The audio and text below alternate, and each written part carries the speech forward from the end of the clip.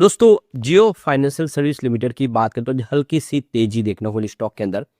अब जियो फाइनेंशियल को लेकर काफी बड़ी अपडेट है। जियो फाइनेंशियल रिलायंस ग्रुप की वो कंपनी है जो आने वाले समय बाजार में धमाका कर सकती है, क्योंकि इसका जो बैकग्राउंड अगर आप चेक करेंगे तो जिस सेक्टर में जाती है उसमें मार्केट लीडर बनती है। और यहाँ पे जियो फाइनेंशियल के तो बहुत सारे बिजनेस है। ऐसे में क्या उम्मीद है जानेंगे इस वीडियो के माध्यम से। दूसरी तरफ अगर हम ट्राइडेंट लिमिटेड की बात करें तो यहाँ पे बोर्ड मीटिंग हुई थी। क्या है नतीजा निकला बोर्ड मीटिंग का, उसको जानेंगे। और क्या ट्राइडेंट आने वाले समय कमाल करेगा, इसके फ्यूचर प्लान क्या उसको जानेंगे इस वीडियो के माध्यम से। साथ में हम यस बैंक लिमिटेड को डिस्कस करेंगे। यस बैंक ने काफी अच्छा रिजल्ट दिया है। स्टॉक की प्राइस भी काफी ठीक लग रही है, लेकिन अभी भी आप पिछली बार 32 की प्राइस बनाई थी उससे काफी नीचे है। ऐसे में क्या संभावना बदली है उसको जानेंगे इस वीडियो के माध्यम से। लेकिन फ्रेंड्स, उससे पहले अगर आप पहली बार हमारे चैनल पे आए तो चैनल को सब्सक्राइब कर दीजिए, एक बेल आइकॉन दबा दीजिए ताकि जब भी नया वीडियो बने पहला नोटिफिकेशन आपको मिले। वीडियो पसंद आए तो लाइक से जरूर कीजिए।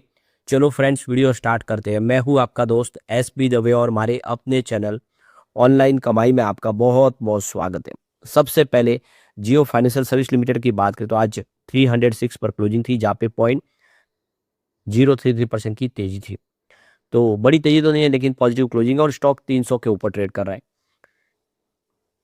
अब इसकी हिस्टोरिकल परफॉर्मेंस को देखें तो आप समझ सकते हो कि यहाँ पे 3 मंथ का जो हाई बना है वो 338 का है। स्टॉक फिलहाल उस लेवल से नीचे है, काफ़ी ज़्यादा दबाव में फिर आ गया।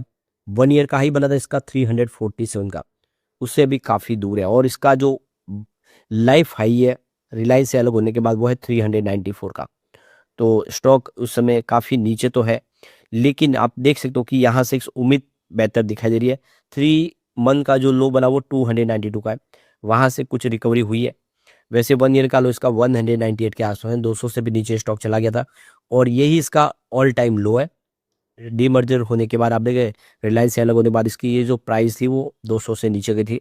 अभी इस समय 300 के आसपास, लेकिन इसका जो हाई है वो 400 का है। तो स्टॉक आप देख सकते हो कि अपने निचले प्राइस और ऑल टाइम हाई प्राइस से लगभग बीच में है। यहाँ से उम्मीद काफ़ी ज़्यादा दिखाई दे रही है। पिछले एक सप्ताह में अगर देखें तो 0.41% के आसपास की यहाँ पे तेजी बनी है। और 1 ईयर के हिसाब से 1.69% की तेजी बनी पिछले 1 महीने के हिसाब से। तो गिरावट का सिलसिला यहाँ पे अब थमता हुआ दिखाई दे रहा है। वैसे पिछले 3 महीनों में 8.12% के आसपास की गिरावट हुई है। स्टॉक दबाव में था, लेकिन यहाँ से फिर बेहतर होता हुआ दिखाई दे रहा है।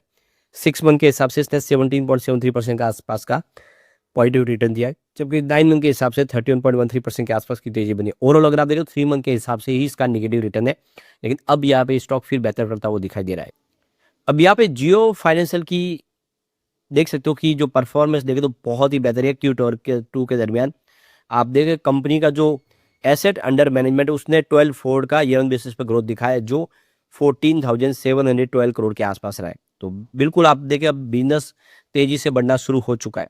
और अब कंपनी का पोर्टफोलियो भी तेजी से बढ़ रहा है। कंपनी सिक्योर्ड और अनसिक्योर्ड लोन में तेजी से आगे बढ़ी है। Company personal loan, consumer durable loans, supply chain financing और loan against securities, mutual fund के लिए उन्होंने सुविधा की है। म्यूचुअल फंड भी आप रख के गिरवी और शेयर लोन ले सकते हैं। इस तरह से इन्होंने अलग अलग अब सुविधाएं शुरू कर दी और जल्दी ही होम लोन की सर्विस भी कंपनी शुरू करने जा रही है। कंपनी सिर्फ ऑनलाइन नहीं बल्कि फिजिकल प्रेजेंस पे भी ध्यान दे रही है। कंपनी ने करीब 15 ऑफिस अपनी खोल दी है अलग अलग 14 सिटीज के अंदर, और अपना जो तेजी से काम बढ़ा है, लेकिन डिजिटल प्रेजेंस मजबूत है। यहाँ पे कंपनी ऑनलाइन प्लेटफॉर्म के माध्यम से ही आगे बढ़ना चाहती है।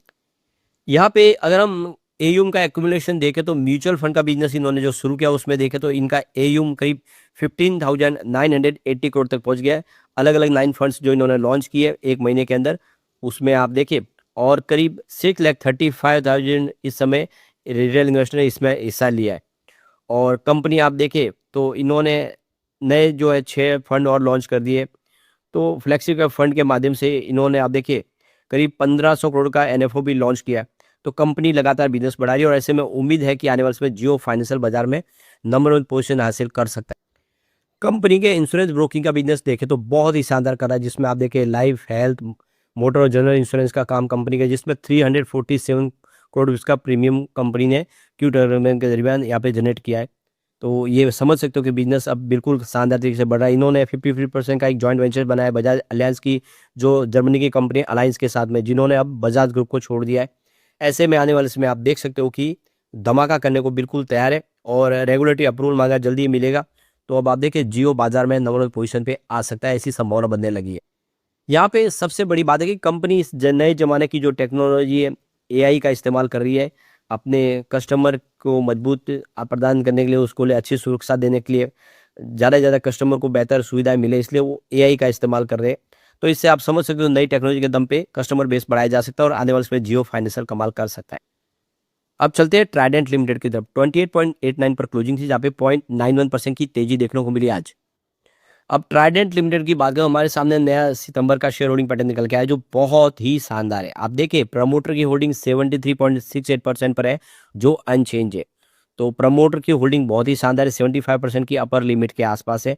यहाँ पे एफआई और एमपीआई ने अपनी होल्डिंग इंक्रीज कर दी। यहाँ पे 2.98% की होल्डिंग थी Q1 के दरमियान, जिसको बढ़ा के 3.05% कर लिया Q2 में। तो एफआई ने जम के खरीदारी शुरू कर दी है स्टॉक के अंदर, क्योंकि स्टॉक काफी नीचे मिल रहा है। 70 रुपये में पहुंचा स्टॉक, इस समय 30 रुपये के आसपास है। एफआई और एफपीआई की संख्या भी इंक्रीज हो गई है, पहले 124 थे जो बढ़ के अब 133 हो चुके हैं। म्यूचुअल फंड ने भी अपनी होल्डिंग इंक्रीज की है, पहले 0.11% थी जिसको बढ़ा के 0.12% कर लिया सितंबर में।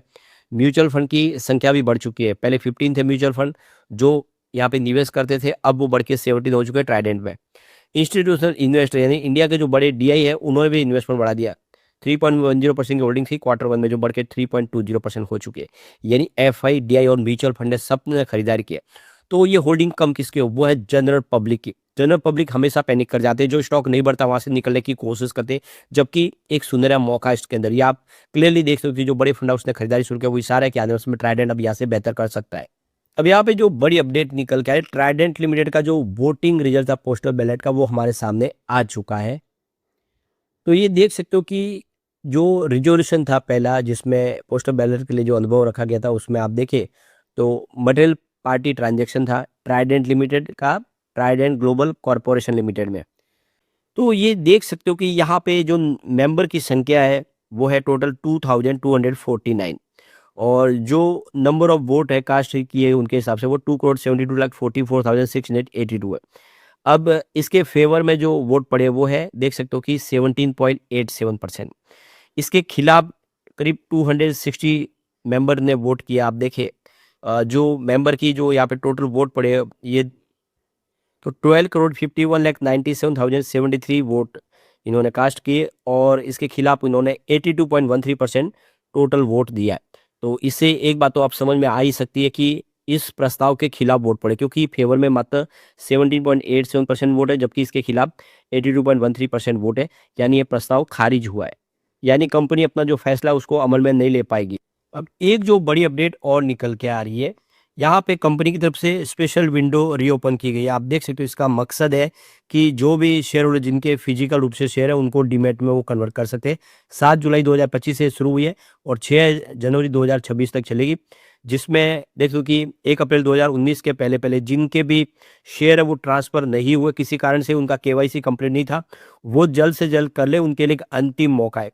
तो ये सक्षम निवेशक के तौर पे जो आपको केवाईसी करनी है वो कंप्लीट करनी है। 100 डेज का ये कैंपेन शुरू किया गया है, जिसके तहत अगर आप इसका मौके का फ़ायदा नहीं उठाते तो आपका जो भी अनक्लेम डिविडेंड है और जो आपके शेयर है वो investor education and protection fund यानी आईईपीएफ को ट्रांसफ़र कर दिए जाएंगे। उसके लिए आपको बहुत प्रॉब्लम हो जाएगी, यानी आपके जो शेयर है वो आपके हाथ से जाएंगे, आपके शेयर जब्त हो सकते हैं, आपका डिविडेंड भी जा सकता है।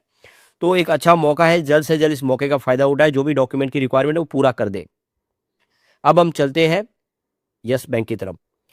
तो यहाँ पे आप देख सकते हो कि यस बैंक की क्लोजिंग 22.97 पर रही, जहाँ पे 1.01% की तेजी देखने को मिली। अब ये देख सकते हो कि यस बैंक में वॉल्यूम जबरदस्त बढ़ने लगा है, पूरे बाजार में वॉल्यूम के मामले में यस बैंक नंबर 2 पे आ गया। आप क्लियरली समझ सकते हो इससे कि बड़े फंड हाउस ने खरीदारी शुरू कर दी है, क्योंकि यस बैंक ने रिजल्ट भी बेहतर बताया और संभावना काफी पॉजिटिव बनी, क्योंकि एसएमबीसी का साथ मिल चुका है। ऐसे में आने वाले समय यस बैंक बेहतर कर पाएगा। अब यस बैंक के फ्यूचर प्लान की बात हो, कंपनी 15 से 16% की एनुअल ग्रोथ लेकर आगे बढ़ रही है आने वाले 3 से 4 साल में। तो तेजी से अपनी ग्रोथ बढ़ाएगी और कंपनी रिटेल ऑपरेशन के ऊपर खास फोकस कर रही है। आप देखिए रिटेल बैंकिंग बिजनेस इनके लिए एक अच्छा जरिया बन सकता है, जिसमें ज़्यादा से ज़्यादा रिटेल निवेशकों को जोड़ा जाएगा और नई डिजिटल टेक्नोलॉजी का इस्तेमाल किया है, जिसके माध्यम से कस्टमर को सबसे शानदार सर्विस मिले और फाइनेंशियल स्टेबिलिटी के ऊपर खास फोकस किया जा रहा है।